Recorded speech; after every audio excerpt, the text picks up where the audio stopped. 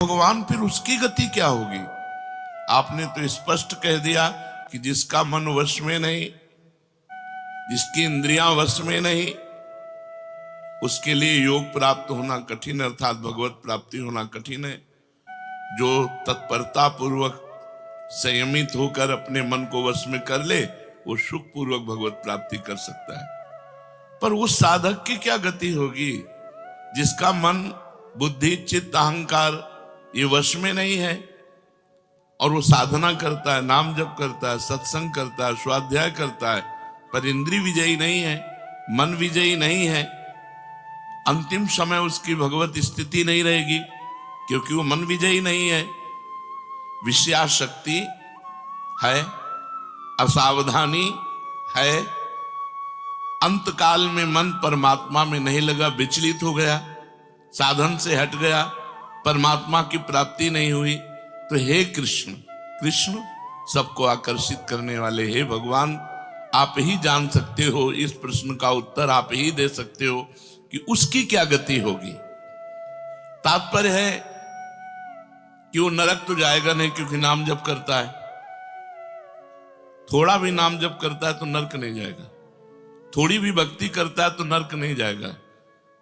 अजामिल के प्रसंग में यमराज जी ने अपने दूतों को आदेश किया था कि यदि कोई भी नारायण कृष्ण हरि बोलता है, गले में कंठी बांधे, वैष्णव है, भगवान का दास है, भूल करके मत जाना, तो नरक तो जाएगा नहीं, क्योंकि साधन करता है, नाम जप करता है, पाठ करता है, पर जितेंद्रीय नहीं है, मनोनिग्रही नहीं, इसलिए भगवत प्राप्ति तो होगी नहीं, ये भगवान कह रहे हैं। पर नरक तो जाएगा नहीं, क्योंकि नाम जप करता है, और स्वर्ग की इच्छा नहीं, इसलिए स्वर्ग नहीं जाएगा, और मोक्ष इसलिए नहीं हुआ कि वो मन इंद्रियों को बस में नहीं किया।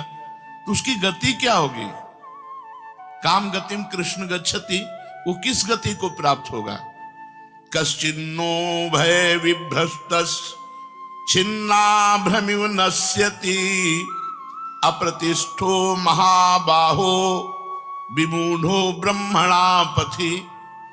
हे महाबाहो, हे अजान बाहु, संसार के आश्रय से तो वो रहित है, और परमात्मा के मार्ग में भ्रष्ट हो गया है, परमात्मा को प्राप्त नहीं कर पाया और संसार के मार्ग को छोड़ दिया है, दोनों ओर से भ्रष्ट हुआ। उसकी क्या गति होगी? कहीं वो किसी बादलों की तरह छिन्न भिन्न नष्ट तो नहीं हो जाएगा?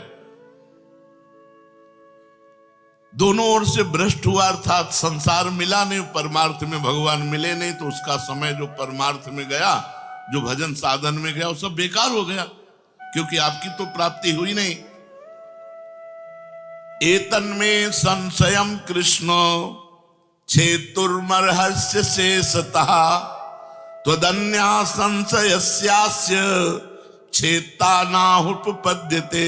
हे कृष्ण, मेरे इस संदेह को सर्वथा छेदन करने के लिए आप ही समर्थ हैं, क्योंकि किसकी क्या गति होगी इसका निर्णय तो सिर्फ भगवान कर सकते हैं।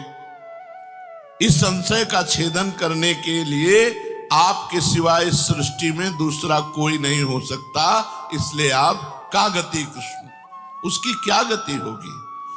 भगवान बोल रहे हैं, बहुत सुंदर बोल रहे हैं।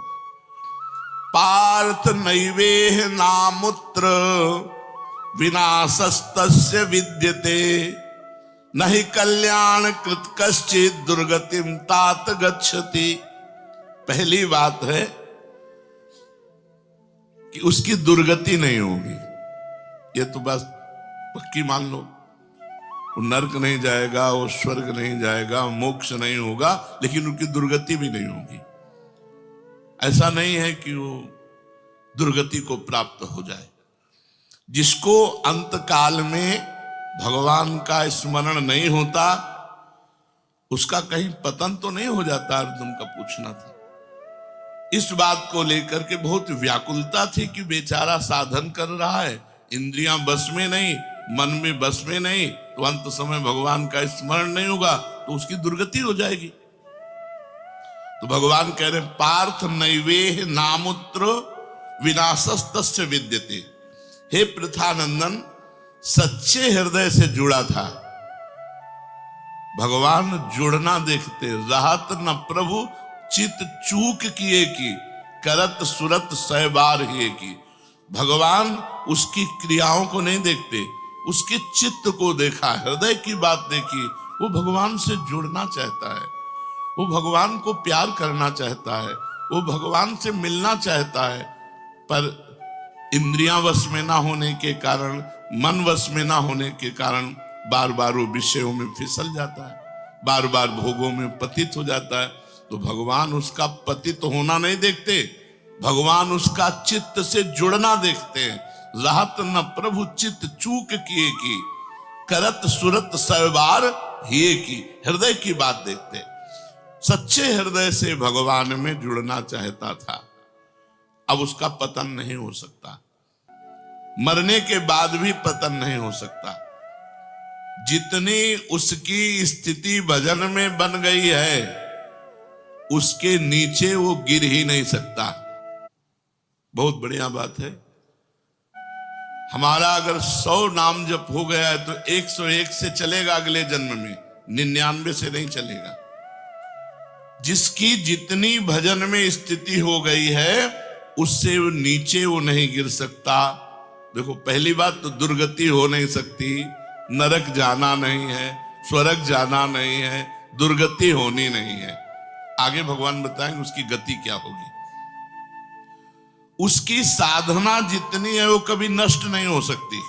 चाहे जितना बड़ा पाप बन जाए, उस पाप का उसे दंड भोगना पड़ेगा, लेकिन उसकी साधना नष्ट नहीं होगी। ये इस मार्ग का बहुत बड़ा सपोर्ट है कि मानो हम दिन भर भजन किया, हमसे शाम के गलती हो गई तो बोले दिन भर का भजन नष्ट हो गया। नहीं, आपका भजन दिन भर का वो है, और जो आपकी गलती हुई वो अलग है। गलती का आपको प्रायश्चित या दंड भोगना पड़ेगा, और भजन आपका सुरक्षित है, वो नीचे नहीं गिरेगा, उसकी साधन सामग्री नष्ट नहीं होगी। ये बहुत हृदय को शीतलता पहुंच। हमने जो नाम जप किया वो हमारा सुरक्षित है, नाम जप वो कभी नष्ट नहीं होगा। उसका पारमार्थिक उद्देश्य भी नहीं बदलेगा। उसने उद्देश्य बनाया भगवत प्राप्ति, वो उद्देश्य भी उसका नहीं बदलेगा। हाँ, कितने जन्म लगेंगे ये उसका प्रयास होगा, प्रयत्न होगा। वो जन्मता मरता रह सकता है, ना भजन उसका नष्ट होगा, कम होगा, ना उद्देश्य उसका बदलेगा। वो लगेगा भजन। भक्ति बीज पलटे नहीं, जो जुग जाए अनंत, ऊंच नीच कुल उपजय होए संत को संत। वो कभी ऐसा नहीं हो सकता कि इतना भजनानंदी अब भ्रष्ट हो गया तो वो पतित हो गया, नीच और दुर्गति, अरे सब बेकार, कुछ नहीं। जो गलती हुई उसका दंड मिलेगा, और जहां से वो भजन कर रहा है वहीं से उसकी भजन की स्थिति आगे बढ़ेगी। जैसे उदाहरण में राजर्षि भरत का उदाहरण दिया था कि हिरन पे वृत्ति गई तो हिरन बने, लेकिन गंडकी नदी में खड़े होके हिरन बन करके भी इतना भजन किया कि अगला जन्म जड़ भरत जी के रूप में ब्रह्मबोध संपन्न महापुरुष के रूप में हुआ। तो भगवान कहते हैं, नहीं कल्याण कृत कश्चित दुर्गतिम तात गच्छति। अर्जुन, हे तात, बहुत प्यार भरा संबंध है, उसकी दुर्गति नहीं हो सकती। जो मेरा थोड़ा भी भजन किया है उसकी दुर्गति नहीं हो सकती। साधक के लिए बहुत ही पॉइंट के आश्वासन की बात कह रहे कि थोड़ा भी भजन किया तो उसकी दुर्गति नहीं हो सकती, और अगले जन्म में परमात्मा प्राप्ति की लालसा इतनी प्रबल होगी कि वो इंद्रियों मन को वश में कर लेगा। इस जन्म में जो चूक हुई वो अगले जन्म में सुधार लेगा। उसकी दुर्गति नहीं होने का तात्पर्य है कि जो मनुष्य कल्याणकारी कार्य में लगा हुआ है, जिसके लिए मनुष्य शरीर मिला है, वो कार्य कर रहा है, भजन कर रहा है, सत्संग कर रहा है, स्वाध्याय कर रहा है, ठाकुर सेवा कर रहा है, वो अपने असली कार्य में लगा हुआ है, पर उसका मन चलायमान है, उसकी इंद्रियां चलायमान, तो उसकी दुर्गति नहीं होगी। कारण कि उसका ध्येय चिन्मय तत्व भगवान में है, इसलिए उसका पतन नहीं हो सकता। मैं उसकी रक्षा करता हूं, तो उसकी दुर्गति कैसे हो सकती है? क्योंकि उसने थोड़ा भी सही मेरा भजन किया है। मेरी दृष्टि सर्वभूत हिते रता है, सब पर मोरी बराबर दाया, सब मम प्रिय सब मम उपजाए।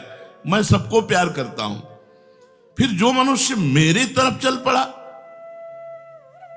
अपना किसी तरह से कल्याण परम हित मानकर मेरी तरफ चल पड़ा, तो मैं उसे सबसे ज्यादा प्यार करता हूं। फिर मैं जिसे प्यार करता हूं उसकी दुर्गति कैसे हो सकती है? प्यार तो सबको करता हूं, लेकिन जो अपना मान करके मेरी तरफ चल पड़ा, मेरा भजन करने लगा, उसकी दुर्गति कैसे हो सकती है? मेरा वो समझे न समझे, उससे वास्तविक संबंध तो है ही। ममई वांसो जीव लोके जीव भूता सनातना। वो भले भगवान से संबंध ठीक नहीं लगा पा रहा, लेकिन भगवान तो जान रहे मेरा संबंधी है, मेरा अंश है। ये संसार के साथ उसका वास्तविक संबंध नहीं है। उसने मेरे साथ इस वास्तविक संबंध को, असली लक्ष्य को उसने स्वीकार किया कि अब इस जन्म में भगवान को प्राप्त करना चाहता हूं, तो चाहे जितना बड़ा गलती पड़ गई, अपराध पड़ गया हो, उससे दुर्गति उसकी नहीं हो सकती। पड़ गई, अपराध पड़ गया हो, उससे दुर्गति उसकी नहीं हो सकती। भगवान कह रहे उसका किया हुआ साधन नष्ट नहीं हो सकता। हां, वो देखने में मोहित सा लगेगा कि भ्रष्ट हो गया, अब तो कोई भजन साधन नहीं, अब तो भ्रष्ट सा हो गया है, साधन छूटा दिखाई देगा। परंतु ऐसी परिस्थिति में भी मैं उसका साथ नहीं छोड़ता। उसने मेरा भजन छोड़ दिया, मेरा साधन छोड़ दिया, लेकिन मैं उसका, जैसे एक सत्संग में दृष्टांत में देते थे कि जगन्नाथ जी की सेवा में श्रीअंग पार्षद रहते थे, तो उनमें से एक पार्षद वैश्या संसर्ग करने लगे कुसंग के कारण। तो जब सब पार्षदों को पता चला तो उन्होंने बुलाया और कहा, देखो तुम परम पावन श्री जगन्नाथ जी के अंग सेवी हो, या जगन्नाथ जी की सेवा छोड़ो वैश्या का संग करो, या वैश्या संग छोड़ो जगन्नाथ जी का अंग संग करो। तो भगवान की माया से मोहित हुए, साधन से गिरे हुए होने के कारण उन्होंने जगन्नाथ जी का अंग संग छोड़ दिया और वैश्या का अंग संग स्वीकार किया।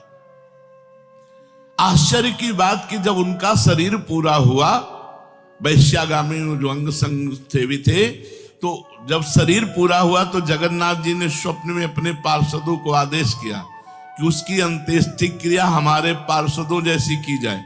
तो उनका प्रभु स्वप्न में ही कहा कि प्रभु उन्होंने तो आपको छोड़कर वैश्या को स्वीकार कर लिया था। तो बोले उन्होंने छोड़ दिया था, ये उनकी हिम्मत है, हमारी हिम्मत नहीं, हमारा स्वभाव नहीं है, हमारी सामर्थ्य नहीं है। हम एक बार जिसको पकड़ लिया उसको कभी छोड़ते नहीं। तो भगवान यहां कह रहे हैं कि कभी कभी वो मोहित हो जाता है, वो साधन छोड़ता, लेकिन मैं उसे नहीं छोड़ता। ये खास बात समझो, मैं उसे नहीं छोड़ता। उसका किया हुआ अपराध, किया हुआ पाप, भले उसको थोड़ा समय दंड भुगताने के लिए, लेकिन मैं उसे छोड़ता नहीं हूं। तो उसकी दुर्गति कैसे हो सकती है? इसलिए घटना घट सकती है। ये तो भगवान कह रहे हैं मनमानी मत करना, कह रहे घटना घट सकती है। आपने अपराध किया, आपको पाप का दंड मिल सकता है, लेकिन मैं उसके अंदर ऐसी व्याकुलता पैदा करूंगा कि वो सब प्रपंच छोड़कर दौड़कर मेरी तरफ भाग पड़ेगा, क्योंकि मैं उसे नहीं छोड़ता। जैसे गोपियों में थोड़ा अभिमान आया, मैं अंतर ध्यान हुआ, लेकिन उन्हीं के बीच में रहकर जहां व्याकुल हुई मैं प्रकट हो गया। तो भगवान कह रहे हैं कि एक बार जिसके भीतर थोड़ी भी साधना चल पड़ी, थोड़े भी संस्कार भक्ति के पड़ गए, नाम जप करना, वाणी पाठ करना, थोड़ा भी भगवत्कार, कर्म चैव तदर्थीयम सदित्येवाभिधीयते, तो उसका कभी पतन नहीं हो सकता जो संस्कार पड़ गया भक्ति का, क्योंकि सत वस्तु का कभी अभाव नहीं होता। तो फिर प्रभु गति क्या होती है उसकी? तो भगवान कह रहे प्राप्य पुण्य कृताम लोका नुषित्वा शाश्वती समाह शुचीनाम श्रीमताम गेहे योग भ्रष्टो भी जायते। आहा, प्राप्य पुण्य कृताम लोकान, उसने गंगा स्नान किया है, उसने नाम जप किया है, उसने वाणी पाठ किया है, उसने ठाकुर सेवा की, तो कोई साधारण है? बहुत बड़ा धनी है। भले लोक भ्रष्ट हो गया है, भले इंद्रियां उसके कब्जे में नहीं, भले मन उसके कब्जे में नहीं, लेकिन साधारण जीव नहीं है। वो भगवान का जन है, उसने नाम जप किया है, वाणी पाठ किया है, ठाकुर सेवा की, धामवास किया, तीर्थ अवगान किया, प्राप्य पुण्य कृताम लोकान। जो बड़े बड़े याज्ञिकों को, कि बोले इतने यज्ञ किए, अश्वमेध यज्ञ की, जो बड़े बड़े याज्ञिकों को जो सांगोपांग करते हैं, उन लोगों को स्वर्ग आदि लोकों पर अधिकार होता है। इसलिए वो पुण्य कर्म कहते हैं तो पुण्य लोक उनको प्राप्त होते हैं। पाप कर्म करने वालों को नरक भेजा जाता है।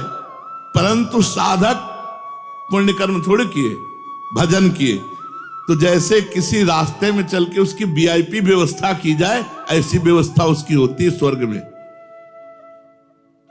जितने दिन उसको अगला जन्म नहीं मिलेगा, उतने दिन भारी व्यवस्था स्वर्ग में उसकी होगी। पुण्यवताम लोके, जो बड़े बड़े पुण्य आत्मा पुरुष प्राप्त करते हैं, इतनी अमुक यज्ञ की, अश्वमेध यज्ञ की सांगोपांग, उनको उसकी वीआईपी व्यवस्था होगी। प्राप्य पुण्य कृताम लोका नुषित्वा शाश्वती समाहा।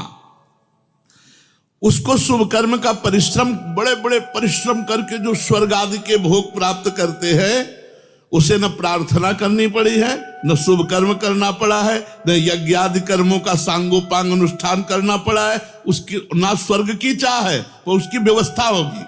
शरीर छूटते ही दिव्य लोक में जाकर के दिव्य भोगों की व्यवस्था, क्योंकि मन चंचल था ना, इंद्रियां चंचल थी ना, मृत्यु लोक के भोगों में ले भोग, स्वर्ग के भोग, सुंदर सुंदर जितने भोग हैं उन सब की बाहुल्यता।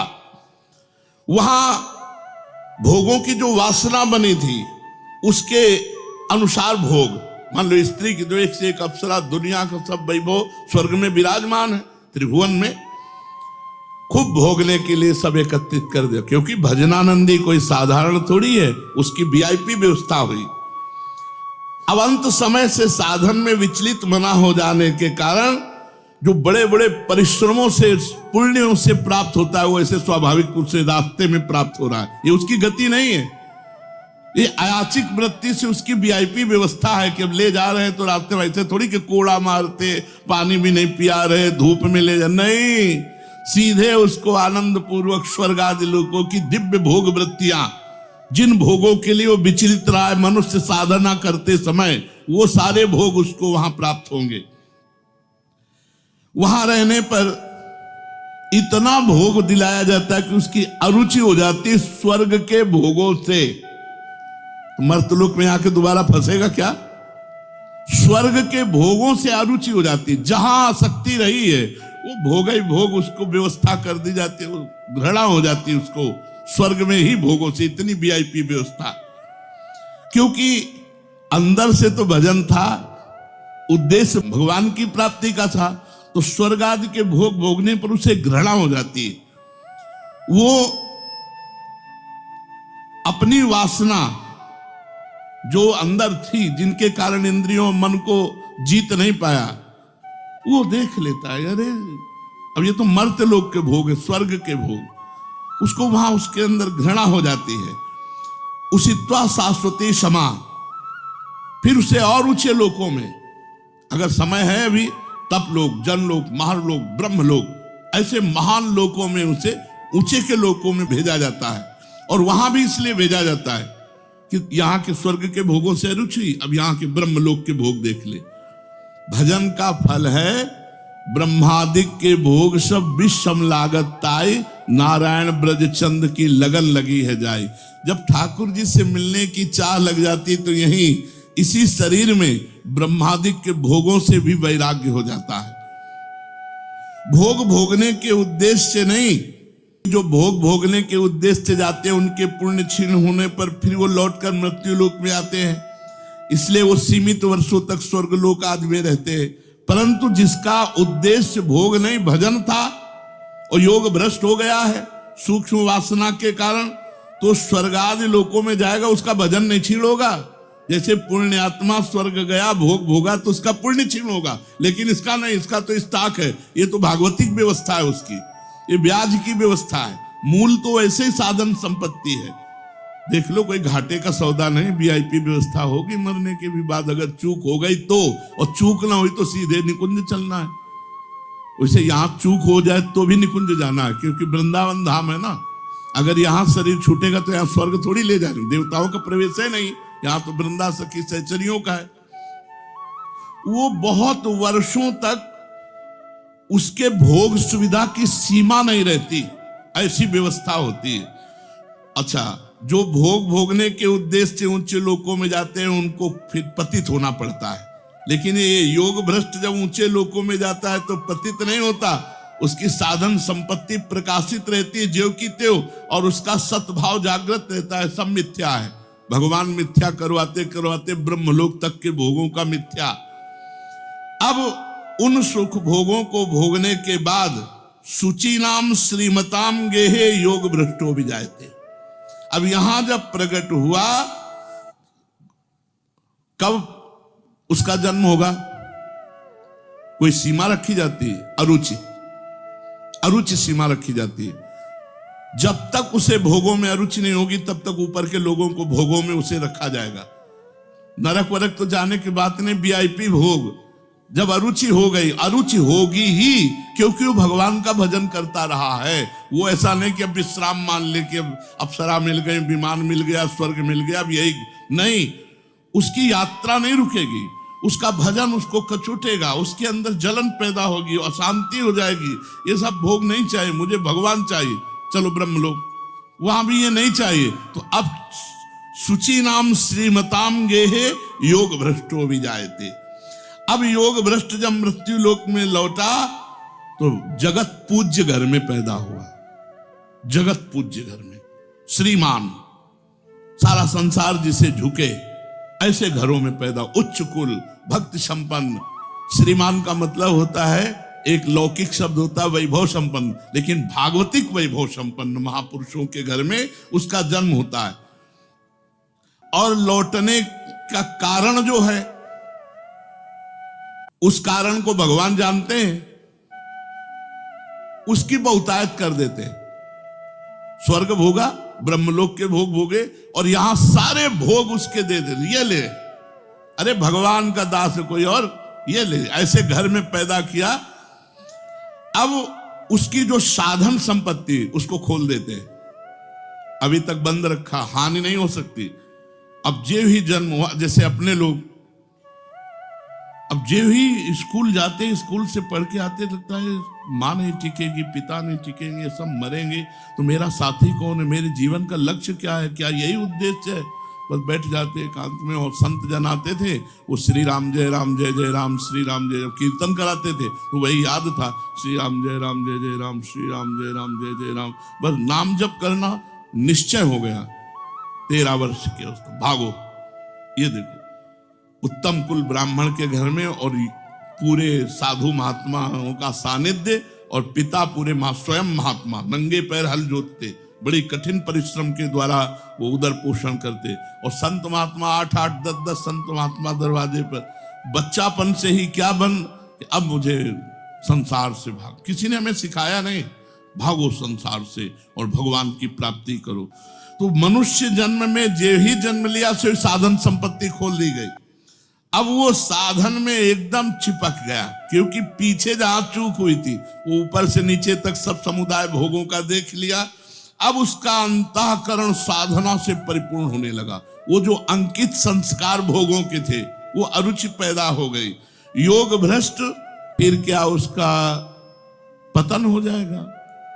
जो भगवान का भजन करता है, भगवत प्राप्ति नहीं कर पाया, मन वश में नहीं हुआ, इंद्रिया वश में नहीं हुई, तो भगवान ने उत्तर दिया, वो ऊंचे के लोकों में जाकर खूब सुख भोग, जिन भोगों के लिए लालायित रहा था वो सब भोग मिलेंगे, और अंत में श्रीमान के घर में, कुलवानों के घर में जन्म लेकर भक्ति का ऐसा वातावरण मिलेगा कि जन्म से ही भगवान के भजन में लगकर वो इस जन्म में भगवान को प्राप्त कर लेगा। शेष चर्चा आगे। श्री राधा वल्लभ लाल की।